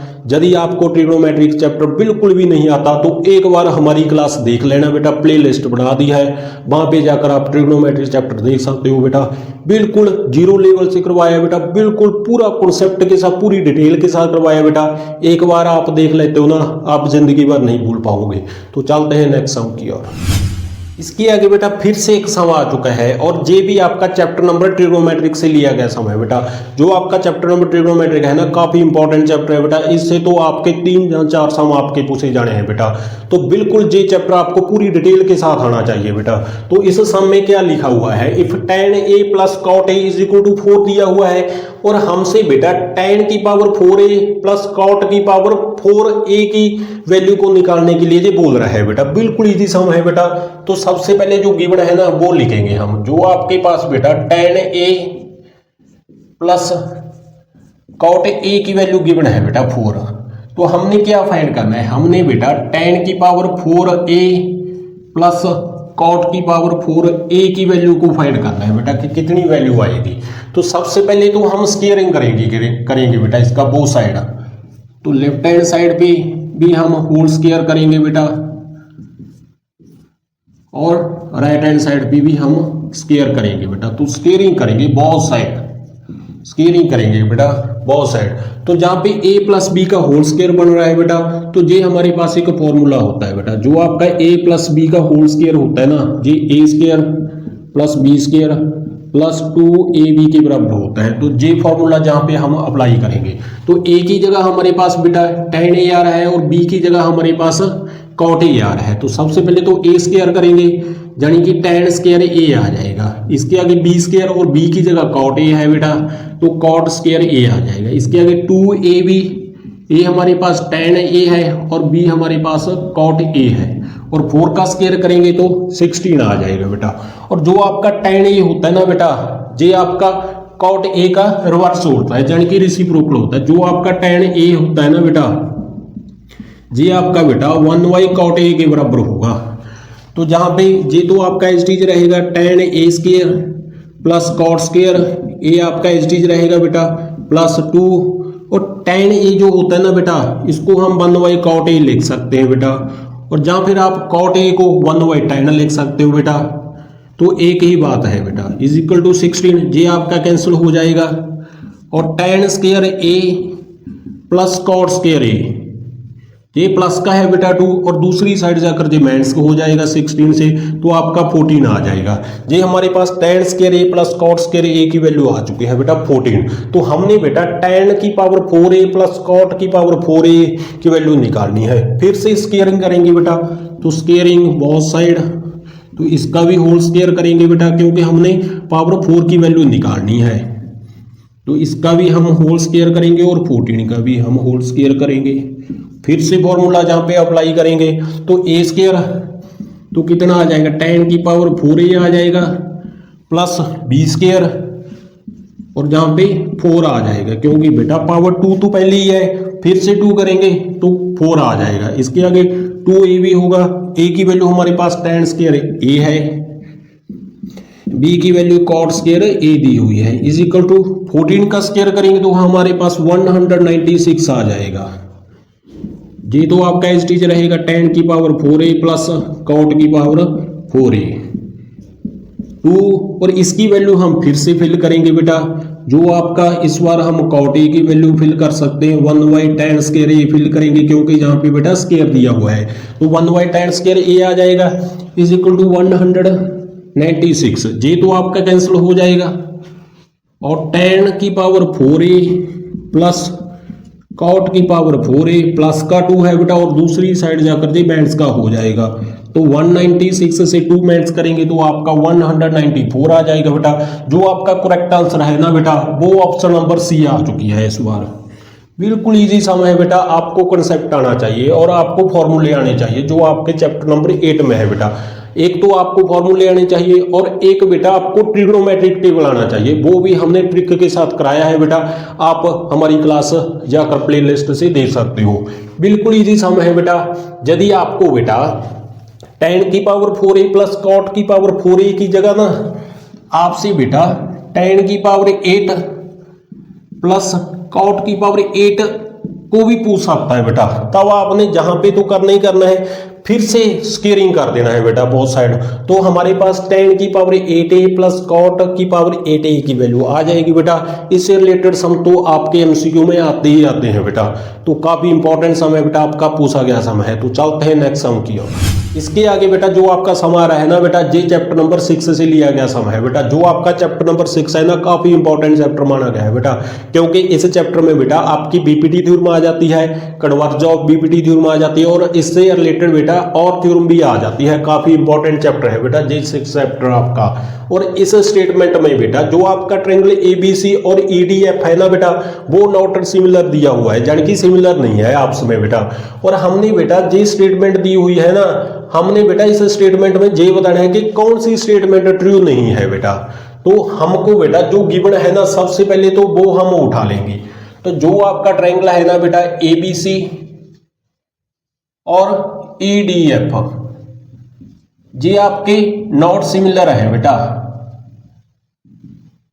ये आपके सिमिलर ट्रायंगल नहीं है बेटा। तो हम इस सम को सॉल्व नहीं करेंगे, जो इसमें स्टेटमेंट ऑप्शन दी हुई है ना बेटा, उससे ही सॉल्व करेंगे हम। जो आपकी फर्स्ट जो ऑप्शन है ना बेटा, उसको हम उठा लेंगे। जो आपकी फर्स्ट ऑप्शन है ना BC EF is equal to AC और एफ डी दिया हुआ है बेटा, ये हमारे पास फर्स्ट ऑप्शन दी हुई है बेटा। तो हम क्या करेंगे बेटा, जो आपका एफ डी है ना बेटा मल्टीप्लाई का है, इसको हम लेफ्ट हैंड साइड ले जाएंगे, एफ डी बन जाएगा इज इक्वल टू एसी, और ईएफ दूसरी साइड लेकर जाएंगे तो आपका डिवाइड में चला जाएगा। तो ये रेशो आ चुकी है बेटा। तो इसमें क्या दिया हुआ है, बीसी के नीचे एफडी आ रहा है, बीसी जहां पे है बेटा, और इसके नीचे एफडी आना चाहिए, बिल्कुल आ रहा है बेटा, क्योंकि लास्ट में बीसी है और डीएफ यानी कि एफडी भी लास्ट में दी हुई है। और इसके आगे एसी के नीचे ईएफ आनी चाहिए, एसी के नीचे आपका बेटा ईएफ आना चाहिए। बिल्कुल करेक्ट आंसर दिया हुआ है जी बेटा, क्योंकि बेटा ए फर्स्ट में आ रहा है और सी लास्ट में है, और दूसरी साइड ई भी फर्स्ट पे है और एफ लास्ट पे है बेटा, यानी कि ये तो आपकी करेक्ट स्टेटमेंट है बेटा। हमने क्या बताना है बेटा, हमने नॉट ट्रू बताना है, यानी कि जो स्टेटमेंट ट्रू नहीं है ना उसको बताना है बेटा। ये तो आपकी करेक्ट है बेटा, इसको तो हम नहीं टिक लगाने वाली। जो आपकी बीसी ऑप्शन है ना, अब उसको उठाएंगे। बीसी के साथ ईएफ दिया हुआ है इज इक्वल टू एसी और डीई दिया हुआ है। फिर से हम रेशो में चेंज करेंगे इसको। जो डीई है ना बेटा लेफ्ट हैंड साइड जाकर जो डिवाइड का हो जाएगा, और एसी के नीचे आपका ईएफ डिवाइड हो जाएगा बेटा। ये आ चुकी है रेशो। और बीसी के नीचे इस बार डीई आ रहा है बेटा, बीसी के नीचे आपका डीई आना चाहिए, व्हाट डीएफ आ रहा है, यानी कि ये आपकी नॉट ट्रू है स्टेटमेंट, ये आपकी बेटा ट्रू नहीं है, नॉट ट्रू है जी। एक तो जी आ रही है बेटा, और इसके आगे हम सी को उठाएंगे, सी को चेक करेंगे हम। तो सी आपके पास बेटा B C D E is equal to A B और ई एफ दिया हुआ है बेटा। फिर से रेशो में चेंज करेंगे। जो आपका ई एफ है ना लेफ्ट हैंड साइड जाकर जे डिवाइड का हो जाएगा, और ए बी के नीचे आपका डी ई चला जाएगा। ये आ चुकी है रेशो। और बी सी के नीचे इस बार ई एफ आना चाहिए बेटा, बीसी के नीचे ईएफ आना चाहिए, जो बिल्कुल नहीं आ रहा है, क्योंकि बेटा बीसी लास्ट पे है और ई और एफ बेटा लास्ट में नहीं है। तो जे भी आपकी नॉट ट्रू है बेटा, नॉट ट्रू, ये भी आपकी स्टेटमेंट ट्रू नहीं है बेटा। इसके आगे जे आपकी सी ऑप्शन थी बेटा, इसके आगे हम डी ऑप्शन उठाएंगे। बीसी डीई दिया हुआ है is equal to A B और एफ डी दिया हुआ है। बीसी के नीचे हम एफ डी को ले आएंगे बेटा, और जो आपका ए बी के नीचे है ना वो डी ई चला जाएगा। तो इस बार बीसी के नीचे एफ डी आना चाहिए, बीसी के नीचे एफ डी आना चाहिए, बिल्कुल आ रहा है बेटा, क्योंकि बेटा लास्ट पे बीसी है और डी एफ भी लास्ट पे है, और दूसरी साइड ए बी के नीचे डी ई आना चाहिए। तो ए बी फर्स्ट पे है और डी ई भी फर्स्ट पे है, यानी कि ये आपकी स्टेटमेंट ट्रू है बेटा। तो जे भी नहीं आएगी। तो हमने बेटा इस स्टेटमेंट में, इस सम में हमने नॉट ट्रू बताना है। जो आपकी बेटा एक तो ऑप्शन नंबर बी आ रही है नॉट ट्रू, और एक आपकी ऑप्शन नंबर सी आ रही है, यानी कि जो आपका करेक्ट आंसर आएगा ना इस बार वो ई आएगा बेटा, यानी कि बी एंड सी आएगा, क्योंकि बेटा बी और सी ऐसी स्टेटमेंट है बेटा जो आपकी ट्रू नहीं है बेटा। तो इसलिए ऑप्शन नंबर ई आ जाएगा बेटा। काफी इंपॉर्टेंट सम है बेटा। ये सम देखकर ना बच्चे कंफ्यूज हो जाते हैं कि कैसा पा दिया है सम एग्जामिनर ने। बिल्कुल इजी सम था बेटा, काफी इंपॉर्टेंट सम है बेटा। इससे रिलेटेड आपके सम एमसीक्यू में पूछे जाएंगे बेटा। तो चलते हैं नेक्स्ट सम। इसके आगे बेटा जो आपका सम आ रहा है ना, ये चैप्टर नंबर 2 से पूछा गया सम है बेटा। काफी इंपॉर्टेंट सम है बेटा। तो इसमें क्या लिखा हुआ है, the LCM of two number is 14 time their HCF. यानी कि जो आपका एलसीएम है ना बेटा, वो 14 टाइम है आपका एचसीएफ का। और इसके आगे the sum of LCM and HCF, जो सम दिया हुआ ना बेटा एलसीएम और एचसीएफ का, वो 600 दिया हुआ है। इसके आगे इट वन नंबर इज 280, एक नंबर दिया हुआ है बेटा 280 और दूसरे नंबर को फाइंड करने के लिए ये बोल रहा है। तो सबसे पहले तो हम एचसीएफ है ना लेट कर लेंगे। जो आपका एचसीएफ है ना बेटा वो एक्स मान लेंगे। और स्टेटमेंट में लिखा हुआ है बेटा जो आपका एलसीएम है ना बेटा वो 14 टाइम है बेटा आपका एचसीएफ का। एचसीएफ हमने एक्स माना है तो आपका 14 टाइम है एचसीएफ का बेटा एलसीएम जो दिया हुआ है। तो जो इसके आगे स्टेटमेंट में ये बोल रहा है बेटा जो आपका एलसीएम और एचसीएफ का सम दिया हुआ ना बेटा वो 600 दिया हुआ है। ये बोल रहा है स्टेटमेंट में। एलसीएम कितना है 14x है बेटा और एचसीएफ को हमने मान लिया है x is equal to 600। Add करेंगे तो फिर 15x आ जाएगा इज इक्वल टू 600। 15 क्या है मल्टीप्लाई का है बेटा और दूसरी साइड जाकर के डिवाइड का हो जाएगा। 600 डिवाइडेड बाई 15 और कैंसिल करेंगे तो इसको बेटा 4 पे कटेगा और 0। x की वैल्यू हमारे पास बेटा 40 आ चुकी है। यानी कि जो आपके पास एचसीएफ है ना बेटा वो 40 आ चुका है। और एलसीएम कैसे निकालेंगे, x की वैल्यू फिल करेंगे 40 तो हमारे पास एलसीएम आ जाएगा 4 4 का 16, 4 1 का 4 प्लस 1 5 और 0 HTG रहेगी। यानी कि जो एलसीएम है ना बेटा वो 560 आ चुका है और एचसीएफ हमारे पास 40 आ चुका है। और एक नंबर दिया हुआ है बेटा। तो जो आपका चैप्टर नंबर 6 जब हमने करवाया था ना बेटा उसमें एक ना फॉर्मूला लिखाया था। जो आपका बेटा एचसीएफ और एलसीएम की जो प्रोडक्ट होती है ना बेटा वो नंबर ऑफ प्रोडक्ट के बराबर होती है बेटा। नंबर ऑफ 2 प्रोडक्ट के बराबर होगी। ये फॉर्मूला था बेटा। एचसीएफ हमने निकाल लिया है 40 है तो 40 फिल करेंगे। एलसीएम भी हमने निकाल लिया है 560 फिल करेंगे। और एक नंबर हमको बेटा दिया हुआ है 280 और दूसरा नंबर हमने निकालना है बेटा। तो जहां पे हम सेकंड नंबर हम लिख लेते हैं, सेकंड नंबर को हमने निकालना है। तो ये तो आपका एचटीजी ही रहेगा बेटा और 280 मल्टीप्लाई का है बेटा और दूसरी साइड जाकर के डिवाइड का हो जाएगा। तो कैंसिल करेंगे तो हमारे पास सेकंड नंबर आ जाएगा बेटा। जो दूसरा नंबर आएगा ना वो आंसर आ जाएगा। 0 से 0 आपका कैंसिल हो जाएगा बेटा। और 28 के टेबल में बेटा 56 2 पे आएगा और 2 को 40 के साथ मल्टीप्लाई करेंगे तो आपका 80 आ जाएगा। यानी कि जो सेकंड नंबर है ना बेटा हमारे पास वो 80 आ चुका है। यानी कि जो करेक्ट आंसर है ना आपका बेटा वो ऑप्शन नंबर डी आ चुकी है। बिल्कुल इजी सम है बेटा। ये चैप्टर नंबर 2 से पूछा गया सम है बेटा आपका। तो इसमें हमने बेटा क्या लिखा हुआ था स्टेटमेंट में, जो आपका एलसीएम था ना बेटा वो 14 टाइम था बेटा एचसीएफ का। तो एचसीएफ हमने सबसे पहले तो एक्स मान लेंगे और एलसीएम बेटा स्टेटमेंट में लिखा हुआ था एचसीएफ का 14 टाइम है बेटा। तो 14 से मल्टीप्लाई करेंगे। इसके आगे बेटा सम दिया हुआ था एलसीएम और एचसीएफ का सम दिया हुआ था बेटा आपका 600। तो एलसीएम और एचसीएफ की वैल्यू फिल करेंगे तो हमारे पास एक्स की वैल्यू आ जाएगी और एक्स की वैल्यू जहाँ पे फिल करेंगे ना तो हमारे पास एचसीएफ और एलसीएम की वैल्यू आ जाएगी। और इसके आगे हम फॉर्मूला लगाएंगे बेटा।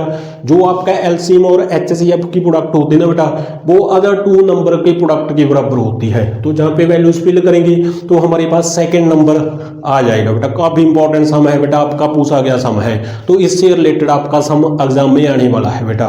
तो चलते हैं नेक्स्ट सम की ओर। इसके आगे बेटा जो आपका सम आ रहा है ना बेटा ये काफी इंपॉर्टेंट सम है बेटा। इससे रिलेटेड तो आपका एमसीक्यू में सम पूछा ही जाता है बेटा।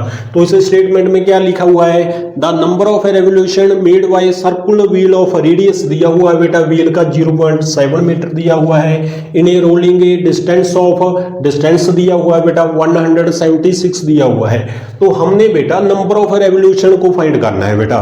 तो कैसे फाइंड करेंगे, जो आपका नंबर ऑफ रेवोल्यूशन होता है ना बेटा इसका फॉर्मूला होता है नंबर ऑफ रेवोल्यूशन, जो आपका नंबर ऑफ रेवोल्यूशन होता है ना बेटा, ये किसके बराबर होता है?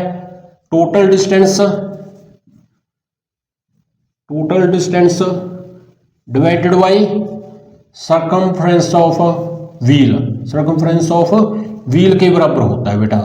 तो जो आपका टोटल डिस्टेंस होगा ना बेटा, उससे हम डिवाइड करेंगे जो व्हील का सर्कमफ्रेंस होगा, यानी कि एक चक्कर जब लगाएगा ना वो, उससे हम डिवाइड करेंगे बेटा। तो टोटल डिस्टेंस दिया हुआ है, कितना दिया हुआ है? 176 सेंटीमीटर दिया हुआ है बेटा। और इसके नीचे सर्कमफ्रेंस ऑफ व्हील जो होता है ना बेटा, सर्कमफ्रेंस ऑफ व्हील का फॉर्मूला होता है बेटा 2 पाई आर। 2 पाई की वैल्यू हम फिल करेंगे 22/7, और आर हमारे पास दिया हुआ है बेटा 0.7 मीटर दिया हुआ है बेटा, जहां पे भी मीटर था बेटा। और पॉइंट से कैंसिल करेंगे बेटा, पॉइंट को हटाकर 1 लगाएंगे, और जितने डिजिट होते हैं ना पॉइंट के पीछे बेटा, उतने ही जीरो हम लगाते हैं। तो एक डिजिट नंबर दिया हुआ है तो एक जीरो लगाएंगे। जे 7 से 7 तो आपका कैंसिल हो जाएगा बेटा, और जे 2 10 के टेबल में 5 पे कटेगा बेटा, इतना आ जाएगा। और इसके आगे जे 5 है ना बेटा, ऊपर मल्टीप्लाई हो जाएगा आपका, मीटर से मीटर का कैंसिल हो जाएगा। 176 5 डिवाइड का है बेटा, और ऊपर मल्टीप्लाई में हो जाएगा जी। तो नीचे क्या बचेगा? 22 बचेगा। और जे बेटा हम कैंसिल करेंगे, हम पहले तो हम 2 के टेबल में ही कैंसिल कर देते हैं। 11 पे कटेगा, जे कितनी बार कटेगा? 8 पे पहले जाएगा, फिर 8 पे जाएगा बेटा। फिर से हम 11 के टेबल में कैंसिल करेंगे तो 8 आ जाएगा, और 8 को 5 के साथ मल्टीप्लाई करेंगे तो 40 आ जाएगा। यानी कि जो नंबर ऑफ रेवोल्यूशन आएंगे ना बेटा, वो 40 आ जाएगा बेटा। जो आपकी करेक्ट आंसर है ना बेटा, वो डी इफेक्ट बैठेगी जहां पे। बिल्कुल इजी सम था बेटा, इसमें हमने नंबर ऑफ रेवोल्यूशन को फाइंड करना था बेटा। जो आपका नंबर ऑफ रेवोल्यूशन का फॉर्मूला होता है ना बेटा, total distance upon circumference of wheel का, जो आपका पैरामीटर होता है ना बेटा सर्कल का, व्हील का, उससे हम डिवाइड करेंगे तो आपके पास बेटा नंबर ऑफ रेवोल्यूशन आ जाएंगे। तो आज की क्लास बेटा हम जहां पे ही समाप्त करेंगे। तो आज इस क्लास में हम मोस्ट इंपॉर्टेंट एमसीक्यू लेकर आए थे बेटा, जो आपके पूछे गए एग्जामों में शामिल है बेटा। इससे रिलेटेड ही आपके एमसीक्यू इस बार एग्जाम में आने वाले हैं बेटा। बिल्कुल इजी और पूरे कॉन्सेप्ट के साथ, पूरी डिटेल के साथ हमने ये क्लास ली है बेटा। इससे रिलेटेड आपके सामने एमसीक्यू आने वाले हैं इस एग्जाम में बेटा। इससे बार कोई भी एमसीक्यू सम नहीं आएगा बेटा। आपको कॉन्सेप्ट की और ध्यान देना है बेटा, और प्रैक्टिस कर लेनी है बेटा। तो मिलेंगे फिर नेक्स्ट क्लास में बेटा, नेक्स्ट सम के साथ आएंगे, नई क्लास के साथ आएंगे बेटा, और मोस्ट इंपॉर्टेंट सम फिर से लेकर आएंगे बेटा। तो मिलेंगे फिर नेक्स्ट क्लास में। जय हिंद।